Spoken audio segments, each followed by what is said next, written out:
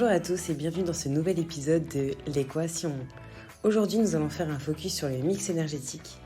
Transport, achat, industrie. L'énergie est indispensable pour faire fonctionner une entreprise. Mais les énergies fossiles sont les premières responsables d'émissions de gaz à effet de serre, donc du règlement climatique. Pour concilier ces enjeux, il faut revoir nos modèles et décarboner notre mix énergétique.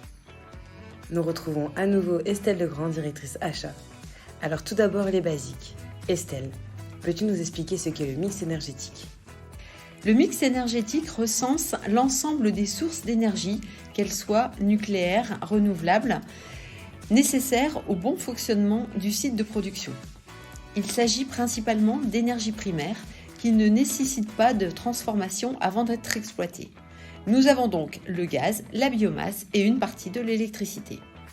19% de la consommation finale énergétique est représentée par l'industrie. Comment Ingredia œuvre pour réduire ses émissions de CO2 ?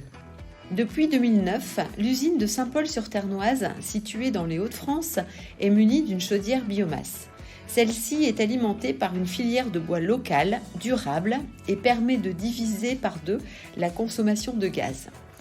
Cette chaudière est équipée de filtres qui permettent d'épurer au maximum les fumées générées lors de la combustion du bois.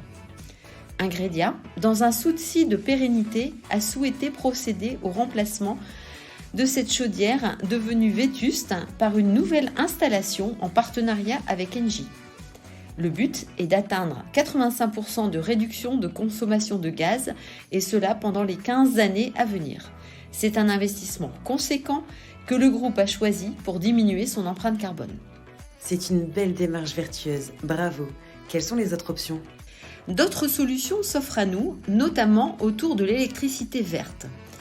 En effet, depuis 2 ans, nous avons activé cette option avec notre fournisseur d'électricité. Ainsi, le contrat actuel intègre la fourniture de 20% d'électricité verte provenant notamment de l'hydraulique. Estelle, est-ce qu'il reste une partie énergétique provenant du gaz ? Oui, l'intérêt du mix énergétique est de capitaliser sur chaque énergie.